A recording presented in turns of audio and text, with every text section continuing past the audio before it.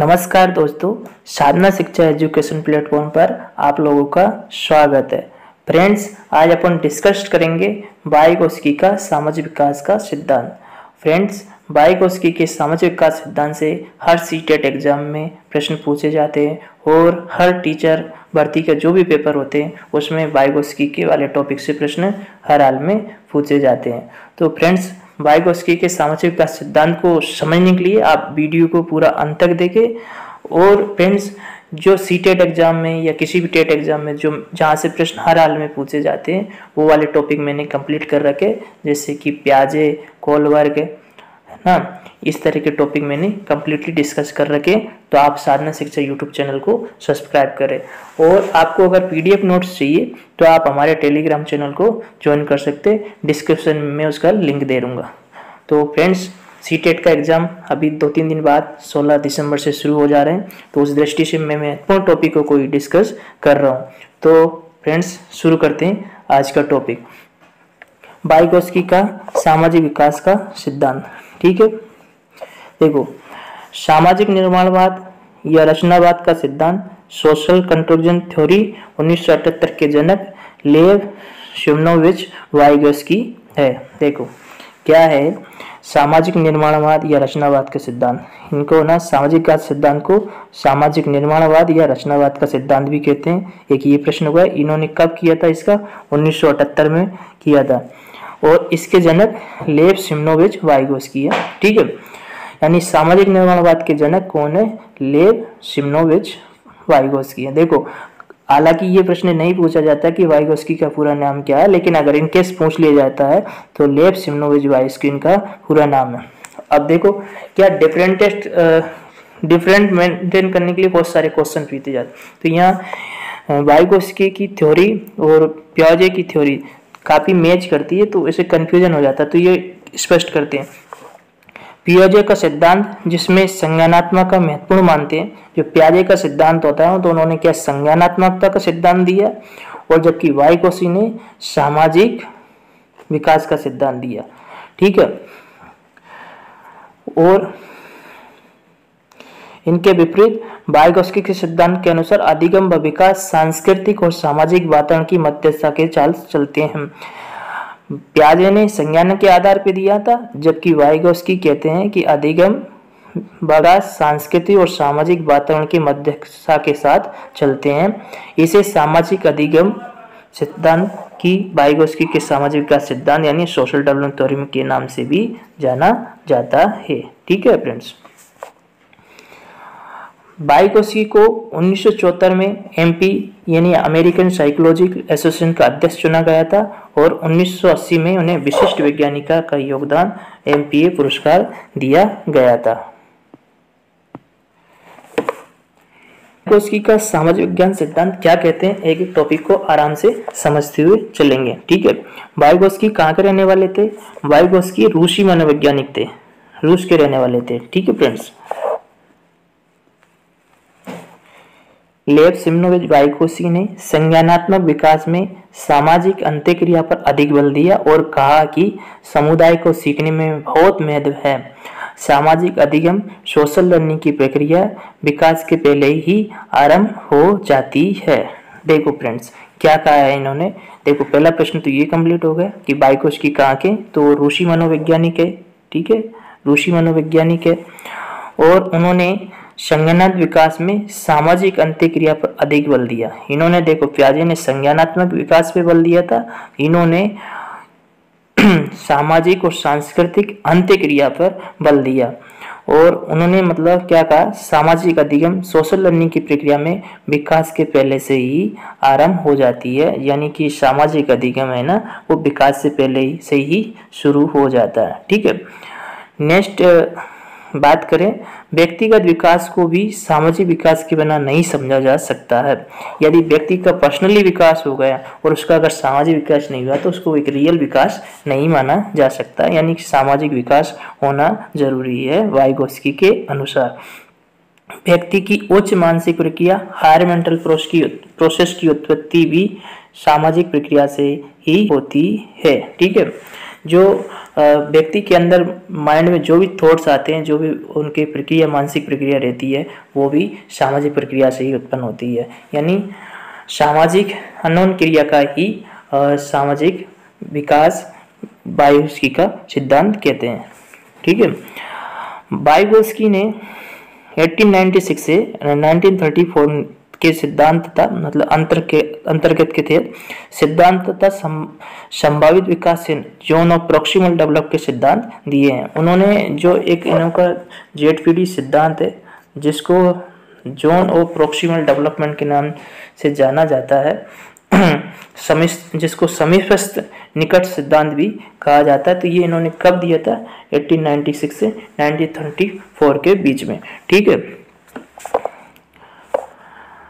जिसमें क्या होता है, बालक की सक्रिय भागीदारी होती है, जिसमें भाषा का संज्ञान पर सीधा प्रभाव होता है।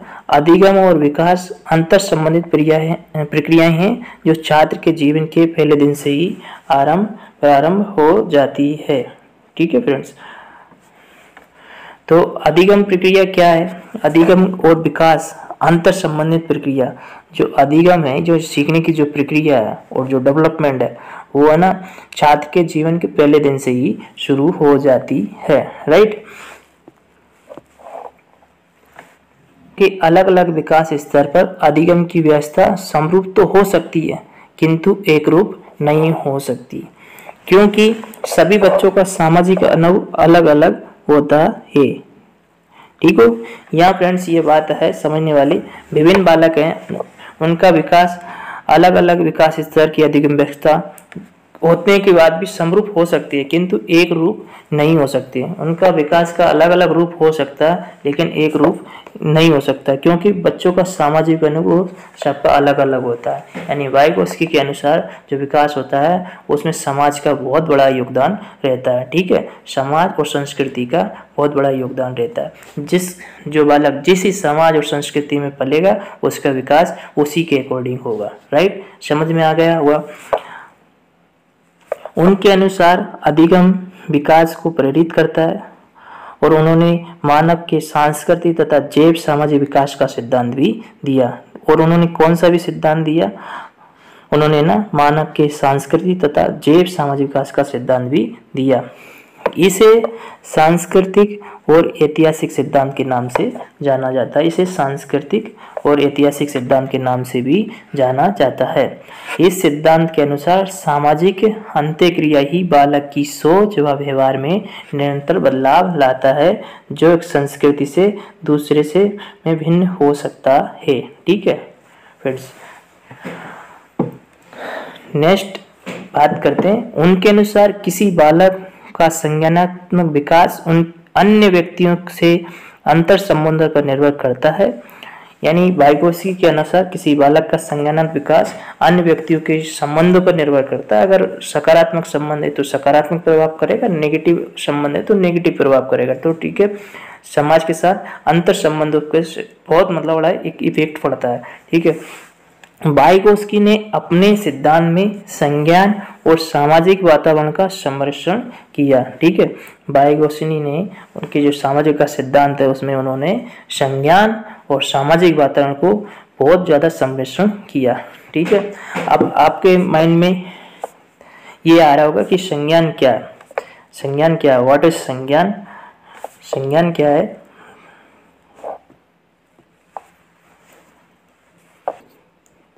संज्ञान की अगर बात की जाए तो संज्ञान वो एक्टिविटी है जो बालक के मन में जो भी वो जो दृश्य देख रहा है या जो दृश्य सुन रहा है या जो भी एक्टिविटी उसके माइंड में ऑलरेडी स्टोर्ड है। यानी उसके माइंड में जो कुछ भी चल रहा है वो संज्ञान है। ठीक है, संज्ञान को आगे और अच्छे तरीके से डिस्कस कर लेंगे, लेकिन फिलहाल यहाँ समझने के लिए ऐसे संज्ञानात्मक विकास में सामाजिक अंतक्रिया पर बल दिया है, और बालक अपने से बड़े और ज्ञानी व्यक्तियों के संपर्क में आकर चिंतन और व्यवहार के संस्कृति अनुरूप तरीके से सीखते हैं। जो चिंतन है वो भी संज्ञान के तहत आता है। यानी बालक के माइंड में जो पूर्व ज्ञान है उसके वो अपना कंटेंट जोड़ के जो कुछ भी सोचता है वो संज्ञान है। ठीक है, जैसे उदाहरण के तौर पे बालक किसी वृक्ष को देखता है, ठीक है, और वृक्ष को देखने के बाद वो सोचता है कि इसमें फल लगे हुए हैं, तो इस तरह के फल लगे तो ये आम का पेड़ है। तो जो जो प्रोसेस चलती है वो इस तरह का एक उसका एक संज्ञान है। ठीक है, आगे बात करते हैं। तो वाइगोत्स्की का सामाजिक सांस्कृतिक दृष्टिकोण संज्ञानात्मक विकास का एक रोचक विश्लेषण करता है। ठीक है, और एक यहाँ पर ध्यान देने वाली बात यह है कि जीन पियाजे का सिद्धांत निर्मितवाद है, जबकि वाइगोत्स्की का सिद्धांत सामाजिक निर्मितवाद है। ठीक है, ये दोनों ही निर्मितवाद के निर्मितवादी है, लेकिन जो जीन पियाजे हैं वो संज्ञानात्मक निर्मितवाद है। ठीक है, या डायरेक्ट निर्मितवाद है, और जबकि वाइगोत्स्की का सिद्धांत सामाजिक निर्मितवाद के नाम से ये जाने जाते हैं। ठीक है फ्रेंड्स, सिद्धांत के दो प्रमुख तत्व भी दिए इन्होंने, उस पर थोड़ा सा डिस्कस करते हैं। देखो, एक अंतरीकरण का सिद्धांत या व्यक्तिगत भाषा। ठीक है, interrelation theory of individual language. Vygotsky का मानना था कि विकास वातावरण में शुरू होता है, बिल्कुल है ना, विशेषकर सामाजिक वातावरण में। जो वाइगोत्स्की का मानना था जो विकास है ना वो वातावरण से होता है, और विशेष करके किस वातावरण में, सामाजिक वातावरण में होता है। ठीक है, इसमें बाहर होने वाले अवलोकन को अपने भीतर आत्मसात करके सीखता है। ठीक है, इसमें बालक अपने व्यवहार को नियंत्रित और निर्देशित करने के लिए स्वयं से बातचीत करता है, और वाइगोत्स्की के अनुसार भाषा समाज द्वारा दिया गया प्रमुख सांकेतिक उपकरण है, जो बालक के विकास में विशेष रूप से महत्वपूर्ण है। बोला गया है कि ये अंतरीकरण का एक अच्छा उदाहरण है। ठीक है फ्रेंड्स, तो क्या है कि देखो समझते हैं, जो विशेष कर बालक के विकास में किसका महत्व रहता है, सामाजिक वातावरण का विशेष महत्व रहता है। ठीक है, और बालक जो कुछ भी वाइगोत्स्की के अनुसार भाषा समाज द्वारा ही दिया जाता है। भाषा कहाँ से मिलती है हमको, समाज से ही मिलती है। जो कुछ भी लर्निंग को मिलते हैं समाज से ही या अनोन क्रिया के माध्यम से ही मिलती है।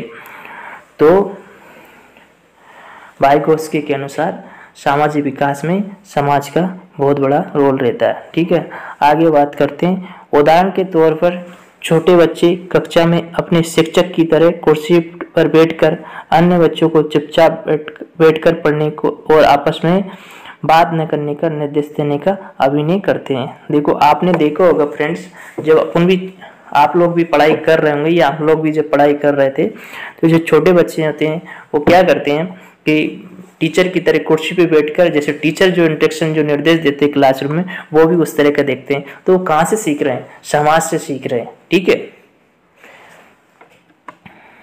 उसी तरह व्यवहार करना सीखते हैं। हिंदी भाषा क्षेत्र में बच्चे देखते हैं कि माता पिता किस तरह विभिन्न ध्वनियों का उच्चारण करते हैं। बच्चे उन ध्वनियों को सीख लेते हैं और धीरे धीरे बच्चे अपने माता पिता की तरह हिंदी बोलना शुरू कर देते हैं। इस तरह बच्चे अपने माता पिता की भाषा का आत्मसात कर लेते हैं। देखो फ्रेंड्स, ये बहुत बड़ा अच्छा उदाहरण है कि समाज से आदमी इंटरेक्शन करके किस तरह सीखता है। बालक जिस भाषा या जिस वातावरण में रहेगा उसी को वो लर्न कर लेगा। ये आपने बिल्कुल देखा होगा, जिन घरों में इंग्लिश बोली जाती है वहाँ के बालक इंग्लिश बहुत ही जल्दी सीख लेते हैं, और जिन घरों में हिंदी बोली जाती है वो बालक हिंदी सीख लेते हैं, या अथवा जो भी मातृभाषा है बोली जाती है घर में, बालक वही सीखते हैं। ठीक है, अतः बाहर वातावरण से अंदर की ओर बच्चे का आंतरिक शौक की दिशा में होने वाले विकास का वाइगोत्स्की ने अंतरीकरण नाम दिया गया है। जो बाहर के वातावरण से हम देखकर जो अंदर सोचते हैं उसको वाइगोत्स्की ने अंतरीकरण का नाम दिया है। वाइगोत्स्की ने के 3 प्रमुख सिद्धांत है, या 3 उनका मेन कॉन्सेप्ट है, जहाँ से हर एग्जाम में प्रश्न आते हैं और ये बच्चों को बहुत ज़्यादा कंफ्यूज होते हैं। आज इसको अपन कंप्लीटली क्लियर कर ही देंगे, आराम से इसको समझना। देखो, पहला ZPD की बात करते हैं। ठीक है, सबसे महत्वपूर्ण है। ठीक है, निकटतम विकास का क्षेत्र, इसको हिंदी में कहते हैं निकटतम विकास का क्षेत्र, इंग्लिश में कहते हैं जोन ऑफ प्रोक्सिमल डेवलपमेंट, और शॉर्ट में कहते हैं इसको ZPD। तरीके से इसको याद कर लीजिए। अगर जेडपीडी आता है तो ZPD, zone of proximal development, और हिंदी में अगर बात करें निकटतम विकास का क्षेत्र, और अगर इसके दूसरे नाम की बात की जाए समीपस्थ विकास का क्षेत्र। आप लोग इसको इंग्लिश में लर्न कर लीजिए, जोन ऑफ प्रोक्सिमल डेवलपमेंट। ठीक है। वाइगोत्स्की ने शिक्षक के रूप में अनुभव के दौरान ये जाना है, वाइगोत्स्की एक शिक्षक भी थे, उन्होंने अपने अनुभव के दौरान ये जाना है कि बालक अपने वास्तविक विकास स्तर से आगे जाकर समस्याओं का समाधान कर सकते हैं। यानी कि जो बालक का जो उसका वास्तविक स्तर है वो उससे भी ऊपर उठ के समस्या का समाधान कर सकता है। कैसे कर सकता है आगे जानेंगे। यदि उन्हें थोड़ा सा निर्देश मिल जाए तो इस स्तर को वाइगोत्स्की ने संभावित विकास माना है। ऐसे समझे इसको, वास्तविक विकास स्तर और संभावित विकास स्तर के बीच का अंतर निकटतम विकास का क्षेत्र माना गया है। ठीक है। इसको एक उदाहरण के द्वारा समझेंगे तो ज़्यादा अच्छे से समझ में आ जाएगा। यानी बालक का कोई वास्तविक स्तर है, यानी बालक 80 नंबर ला सकता है। ठीक है। लेकिन उसको स्क्वायर फोल्डिंग मिल गई, थोड़ी सी मदद मिल गई है, तो उस वजह से वो 110 नंबर ला रहा है। तो ये जो शुरू से लेकर अंत तक जो पूरी प्रोसेस हुई है वो क्या कहलाएगी, जेडपीडी कहलाएगी। ठीक है। इसको और अच्छे से दूसरे उदाहरण से समझते हैं। ठीक है फ्रेंड्स, देखो स्क्वायर फोल्डिंग की बात आगे करेंगे, लेकिन यह समझने के लिए स्क्वायर फोल्डिंग के बारे में भी थोड़ा सा समझ लेते हैं। तो क्या होता है स्क्वायर फोल्डिंग, देखो स्क्वायर फोल्डिंग होता है कि ढांचा, एक मतलब थोड़ी सी मदद, बालक को एक थोड़ा सा मदद मिल जाए। जैसे कि यहाँ पे बात करेंगे एक बेटी है और साथ में उसकी माँ और वो एक साइकिल चला रही है। ठीक है। तो इस बेटी के लिए, इस लड़की के लिए ये संभावित विकास क्या है, ये साइकिल चला सकती है। ठीक है। ये लड़की साइकिल चला सकती है। ठीक है। लेकिन जो इसकी माँ है पीछे से पकड़ रही है साइकिल को और इसको साइकिल चलाने के लिए मदद कर रही है, यानी इसका फोल्डिंग कर रही है। ठीक है। हेल्प कर रही है। अब ये हेल्प हमेशा तो करेगी नहीं, बस थोड़े से कर रही है। जब जैसे बेटी साइकिल चलाना सीख जाएगी तो ये माँ साइकिल पीछे से छोड़ देगी और बेटियाँ साइकिल अपने आप चलाने लग जाएगी, तो वो धीरे धीरे इसको सीख जाएगी। तो ठीक है। तो जो ये हेल्प कर रही है छोटा सा, तो ये एक स्क्वायर फोल्डिंग हो गई। लेकिन इसी स्क्वायर फोल्डिंग की सहायता से ये कंटिन्यू साइकिल चलाना सीख जाएगी। तो जो ये शुरू से लेके जो इसकी संभावना थी कि साइकिल चला सकती है, लेकिन ये अपनी माँ की सहायता से, यानी इसको थोड़ी सी मदद मिल गई, यानी स्क्वायर फोल्डिंग मिल गई इसको, तो ये साइकिल कंटिन्यू चलाने लग गई है। और ये अब फिर बाद में इनकी माँ इन साइकिल को नहीं पकड़ेगी, इसके बाद भी ये साइकिल को चला लेगी। तो ये 0 से लेकर अंत तक साइकिल के चलाने के जो पूरी प्रोसेस के जो बीच का जो अंतर रहता है ना, वो ही जेडपीडी कहा जाता है। ठीक है फ्रेंड, समझ गए होंगे बिल्कुल। यानी आपके संभावित विकास का जो क्षेत्र रहता है, जितना आप खुद से कर सकते हैं, आप मतलब जितना खुद से कर सकते हैं और किसी और की सहायता से जो है आपको हेल्प मिली, यानी आपको 0 से लेकर 100 तक के बीच में जो आप शुरुआत की है, तो 0 से और 100 के बीच के क्षेत्र को आप विकास का क्षेत्र कहते हैं। ठीक है फ्रेंड्स, समझ में आ गया। एक और उदाहरण के माध्यम से समझाऊंगा, क्योंकि आज जेडपीडी को पूरी तरह अच्छे से समझा के ही छोड़ेंगे। ठीक है फ्रेंड्स, देखो एक और एग्जाम्पल नंबर 2 से समझते हैं जेडपीडी को। देखो ये एक सक्सेस सीढ़ी लगी हुई है। देखो क्या है कि बालक को लर्निंग विद गाइडेंस असिस्टेंस, या इसको असिस्टेंस कर सकते हैं या इसको फोल्डिंग कहते हैं। देखो बालक को पहले थोड़ा सा इसके फोल्डिंग मिला है ना, थोड़ा सा वो खुद कर सकता था, उसके साथ उसको थोड़ा सा स्पेल्डिंग मिल गया, वो फिर आगे बढ़ गया, वो रुका नहीं, वो आगे बढ़ता गया। फिर उसको लेस असिस्टेंट विदाउट लर्निंग, मतलब उसको लेस असिस्टेंट, फिर उसको कम असिस्टेंस मिला उसको, तो उसको मतलब कम असिस्टेंस की जरूरत पड़ी, उसको पहले की अपेक्षा उसको कम असिस्टेंस की जरूरत पड़ी, और फिर वो है ना आगे बढ़ता गया, फिर वो हो गया इंडिपेंडेंट हो गया, आत्मनिर्भर हो गया, और फिर वो आगे 4th स्टेज पे पहुंच के लर्न टू आउटो मैजिशियन बन गया, यानी वो खुद से लर्न करने लगा। तो जो यहाँ से लेकर और जो यहाँ तक की जो प्रक्रिया है, तो जो इसके बीच के जो दायरा है वही ZPD है। ठीक है, अब तो बिल्कुल फ्रेंड्स आराम से क्लियर हो गया होगा। ठीक है फ्रेंड्स, आगे बढ़ते हैं। और देखो इन्होंने 3 प्रमुख सिद्धांत दिए या 3 का प्रमुख कॉन्सेप्ट है। देखो पहला तो है इनका ZPD जो कि अपन ने अच्छे से समझ लिया, जोन ऑफ प्रॉक्सिमल डेवलपमेंट। एक इन्होंने दिया MQO। ठीक है फ्रेंड्स, मोर नॉलेज अदर। तो मोर नॉलेज अदर पर्सन, देखो ZPD में और इसको थोड़ा सा अच्छे से एक्सप्लेन करेंगे। ZPD के इंटर रिलेटेड ही हेल्प करेंगे। जैसे मैंने अभी थोड़ा साइकिल वाला जो उदाहरण दिया था, तो वो क्या है, जो लड़की साइकिल चला रही है वो उसमें उसकी माँ उसको स्केप फोल्डिंग दे रही है, यानी थोड़ी सी मदद दे रही है, तो वो क्या हो गई है, उस लड़की के लिए मोर नॉलेज अदर पर्सन हो गई है। और मोर नॉलेज अदर पर्सन में आपके पेरेंट्स हो सकते हैं, आपके टीचर हो सकते हैं, आपके फ्रेंड्स हो सकते हैं, आपके भाई बहन हो सकते हैं, या कोई भी जो आपसे नॉलेज अधिक रखता हो।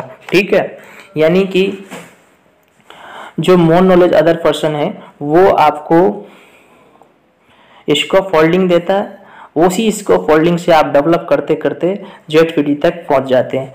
तो जो आप 0 से लेकर उस सफल तक जो सफर करता है उसका बीच का जो रहता है वो ZPD कहलाता है। ठीक है, अब यहाँ पे इसको थोड़ा सा MQ more knowledge other person को थोड़ा सा आसान शब्दों में देख लेते हैं। MQ इसका एक शॉर्ट फॉर्म है, मोर नॉलेज अदर पर्सन का मतलब है कोई ऐसा शख्स जिसमें सीखने वाले लर्नर से ज्यादा योग्यता हो या बेटर अंडरस्टैंडिंग हो।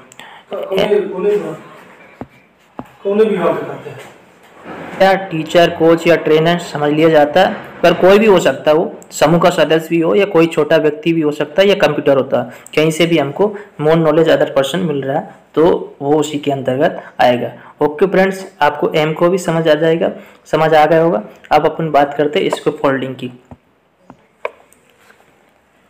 इसका फोल्डिंग यानी जिसको हिंदी में कहते हैं ढांचा, और अगर और आसान भाषा में कही जाए बालक जितना कर सकता था उसमें थोड़ा सा और मदद कर देना। ठीक है, एक एक पॉइंट को समझते हैं आराम से। इसके फोल्डिंग का शाब्दिक अर्थ है मचान या फाड़। इसके फोल्डिंग का शाब्दिक अर्थ क्या है? मचान या फाड़। लेव वाइगोत्स्की के अनुसार बालक में सीखने के 2 स्तर होते हैं। वाइगोत्स्की के अनुसार बालक के सीखने के कितने 2 स्तर हो सकते हैं? कौन कौन से? वाइगोत्स्की ने सीखने के इन 2 स्तर का वर्णन करते हुए बताया कि बालक में एक स्तर वह होता है जिसमें बालक को सीखने के लिए किसी भी सहयोग की आवश्यकता नहीं होती है, वह स्वयं ही सीख जाता है। बालक में सीखने के 2 स्तर होते हैं। कुछ कंडीशन में वो खुद ही सीख लेता है, लेकिन किसी कंडीशन में उसको किसी और की जरूरत पड़ती है। ठीक है फ्रेंड्स, यह बालक अपनी क्षमता के अनुसार सीखने का पहला स्तर को तो प्राप्त कर लेता है, लेकिन सीखने के दूसरे स्तर तक नहीं पहुंच पाता। कभी कभी बालक किसी चीज को किसी टॉपिक को वो खुद से पढ़ना तो सीख जाता बट लिखना नहीं सीखता। तो इसी तरह यहाँ एक उदाहरण है कि भाई एक स्तर को प्राप्त कर लेगा, लेकिन दूसरे स्तर को प्राप्त करने के लिए उसको यानी एम को यानी मोर नॉलेज अदर पर्सन की जरूरत पड़ेगी। वो आपका टीचर हो सकता है, पेरेंट्स हो सकते, या कोई भी इक्विपमेंट हो सकता है। ठीक है, इसमें यदि बालक को थोड़ा सहयोग मिल जाए तो वह दूसरे स्तर को प्राप्त करते हुए सीख जाता है। यानी देखो, इसका फोल्डिंग का अर्थ ये है कि जो बालक थोड़ा तो सीख ही रहा, लेकिन उसमें उसको और थोड़ा सा सहयोग मिल जाए तो वह उस चीज को सीख जाता है। और ये प्रक्रिया बालक के लिए एक मचान का कार्य करती है, इसलिए बाहरी व्यक्ति के सारे बच्चों द्वारा सीखना इसको फोल्डिंग कहलाता है। ठीक है, इसे सहयोग की आवश्यकता बालक के लिए सदैव नहीं होती, बल्कि शुरुआत में ही होती है। फ्रेंड्स, आशा करता हूँ आपको स्कैफ फोल्डिंग भी बहुत अच्छे से समझ में आ गया होगा, क्योंकि स्कैफ फोल्डिंग क्या है कि बालक जितना कर सकता है उसमें वो और आगे जो करना चाहता है उसमें जो मदद मिलती है वही स्कैफ फोल्डिंग कहलाती है। ठीक है फ्रेंड्स, अब देखो अपन ने जेडपीटी को क्लियर कर लिया, एम को मोर नॉलेज अदर पर्सन को भी समझ लिया और इसका फोल्डिंग को भी समझ लिया। अब देखो प्रश्न का कंफ्यूजन कहाँ से पैदा होता है उस चीज को भी देख लेते हैं। वाइगोत्स्की और पियाजे के सिद्धांत में बहुत ज़्यादा समानता भी मिलती है और बहुत ज़्यादा अंतर भी मिलता है। देखो उनके सिद्धांत में क्या अंतर है उसको एक एक अंतर को अपन स्पष्ट करते हुए चलेंगे। डिफरेंस बिटवीन वाइगोत्स्की एंड पियाजे। वाइगोत्स्की और जीन पियाजे के सिद्धांत में प्रमुख अंतर भाषा और चिंतन के दृष्टिकोण से होते हैं।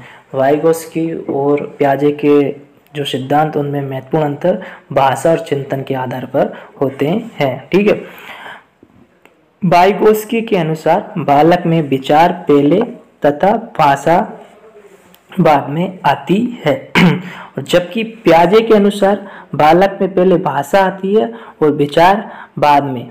परंतु वाइगोत्स्की के पियाजे के सिद्धांत का निष्कर्ष यही है कि विचार और भाषा एक दूसरे पर आधारित है। देखो फ्रेंड्स, मैंने अभी थोड़ी देर पहले आपसे बोला था कि वाइगोत्स्की और जीन पियाजे में बहुत ज़्यादा डिफरेंट भी है और बहुत ज़्यादा समानता भी है।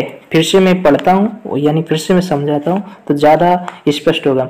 वाइगोत्स्की ने क्या कहा कि बालक के मन में पहले विचार तथा भाषा बाद में आती है, यानी पहले विचार आते हैं बाद में भाषा आती है। जबकि पियाजे के अनुसार पहले क्या भाषा आती है और विचार बाद में जन्म लेते हैं। परंतु वाइगोत्स्की और पियाजे के सिद्धांतों का निष्कर्ष यही है, दोनों का मिलके निष्कर्ष क्या निकल रहा है कि विचार और भाषा एक दूसरे पर आधारित होते हैं। ठीक है फ्रेंड्स, यहाँ पर एक प्रश्न ये भी तैयार हो जाता है कि पियाजे और वाइगोत्स्की के अनुसार या उनके निष्कर्ष के अनुसार विचार और भाषा एक दूसरे पर आधारित है, क्या ये सही है? इस तरह भी प्रश्न आ जाते हैं, तो ये सही है, विचार और भाषा एक दूसरे पर ही आधारित होते हैं। ठीक है, यह प्रश्न ऐसे भी पूछा जा सकता है। वाइगोत्स्की के अनुसार बालक में पहले विचार आते हैं या अथवा भाषा। तो यहाँ पे अपने को पता चल गया कि वाइगोत्स्की के अनुसार बालक में पहले विचार आते हैं, इसके बाद में भाषा आती है। जबकि पियाजे के अनुसार बालक में पहले भाषा आती है, इसके बाद में विचार आते हैं।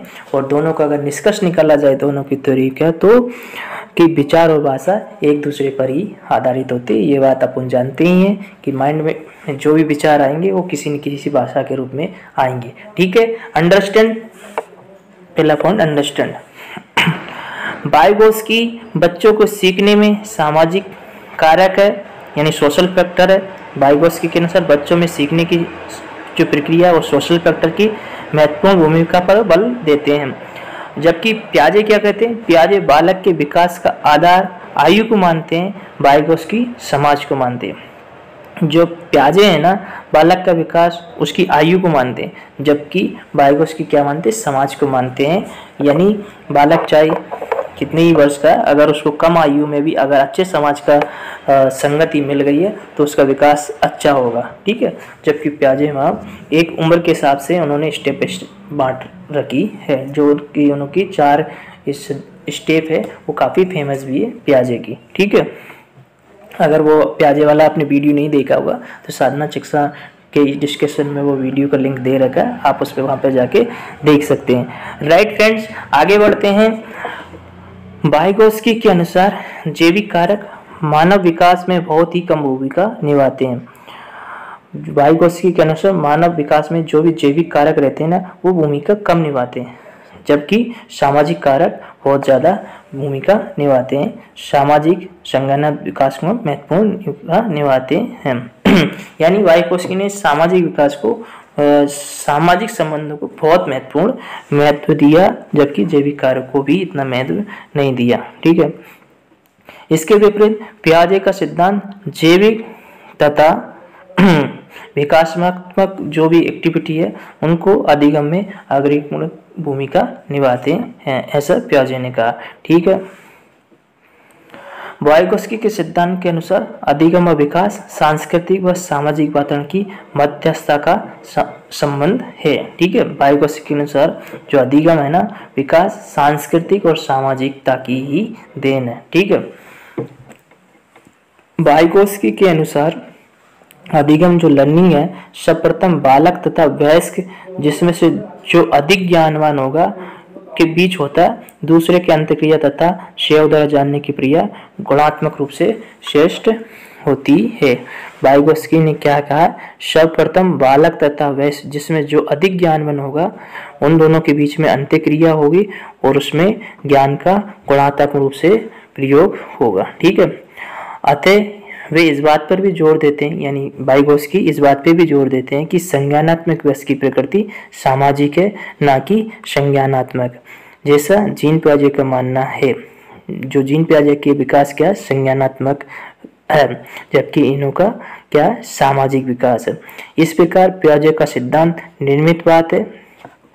पियाजे का सिद्धांत निर्मितवाद क्यों? क्योंकि वो संज्ञान पे आधारित उन्होंने सिद्धांत दिया, जबकि वाइगोत्स्की का सामाजिक निर्मितवाद सिद्धांत है। दोनों ही निर्मितवादी है, लेकिन इनका सिर्फ निर्मितवाद है और वाइगोत्स्की का सामाजिक निर्मितवाद है। वाइगोत्स्की को सामाजिक निर्मितवाद अधिगम के लिए दूसरे के सहयोग पर भी बल देता है। वाइगोत्स्की का सामाजिक निर्मितवाद अधिगम के लिए दूसरे के सहयोग पर भी बल देता है, जैसे कि ZPT, स्कैफोल्डिंग और एमको, ये इनके उदाहरण है। तो ओके फ्रेंड्स, का जो सिद्धांत में उसमें शैक्षिक निहितार्थ क्या है उस चीज को देखते हैं। भाषा अर्जन के लिए मात्र शब्दों पर बल देना ही पर्याप्त नहीं है, अपितु भाषा तथा विचारों पर भी आधारित परस्पर प्रक्रिया की आवश्यकता होती है। वाइगोत्स्की ने कहा केवल शब्दों से काम नहीं होगा, बल्कि विचारों को और शब्दों की दोनों की आपस में परस्पर प्रक्रिया की आवश्यकता होती है। शिक्षक बालकों के दृष्टिकोण को समझकर उनके भाषिक स्तर में सुधार ला सकते हैं। जो शिक्षक है बालकों का जो दृष्टिकोण है उनको समझकर भाषा विकास में सुधार कर सकते हैं। वाइगोत्स्की का कहना है कि बालक सामाजिक अनुभव द्वारा स्वयं ज्ञान निर्माण करते हैं। वाइगोत्स्की का ये अपन थ्योरी में समझ गए। और इस स्थिति में पूर्ण तथा अनुभवी व्यक्ति उसे मार्गदर्शन तथा सहायता पहुंचाते हैं, इसको फोल्डिंग करते हैं। वाइगोत्स्की के इस विचार का द्वितीय भाषा अध्ययन तथा शोध पर दूरगामी प्रभाव देखने को मिलता है, जो सांस्कृतिक, ऐतिहासिक तथा सामाजिक परिप्रेक्ष्य में सामाजिक अंत्यक्रिया पर अत्यधिक है। यद्यपि वाइगोत्स्की ने प्रत्यक्षता द्वितीय भाषा अर्जन पर टिप्पणी नहीं की है, किंतु मनुष्य की भाषा सीखने का संपर्क स्थापित करने की क्षमता का विश्लेषण करती उन्होंने इसे परिभाषित किया है। वाइगोत्स्की ने यह भी बताया कि बालकों का व्यक्तित्व विभिन्नता को ध्यान में रखते हुए कक्षा में शिक्षण करना चाहिए। कहता हूँ आप लोगों को ये वाइगोत्स्की वाला सेशन बिल्कुल पसंद आया होगा। एक एक चीज़ को मैंने बड़े ही आराम से समझाया। तो फ्रेंड्स, जो अधिगम वाले जो महत्वपूर्ण टॉपिक है जहाँ से प्रश्न हर हाल में पूछे जाते हैं उनको मैं कम्प्लीटली डिस्कस कर रहा हूँ। आज अपन ने वाइगोत्स्की कर लिया, पियाजे कोलबर्ग मैंने ऑलरेडी करा रखे। तो आप साधना शिक्षा यूट्यूब चैनल को सब्सक्राइब करें और वहाँ जाकर आप वीडियो को देख सकते हैं। तो ओके फ्रेंड्स, धन्यवाद। फ्रेंड्स, ये सारे टॉपिक कंप्लीट होने के बाद नहीं, ये कल या परसों में मैं एग्जाम के एक दिन पहले महत्वपूर्ण जो कि प्रश्न प्रीवियस ईयर में पूछे गए या हर एग्जाम में आते ही आते उन प्रश्नों को मैं एक बिल्कुल सिलेक्टेड क्वेश्चन का डिस्कस करने वाला हूँ। तो ओके फ्रेंड्स, धन्यवाद।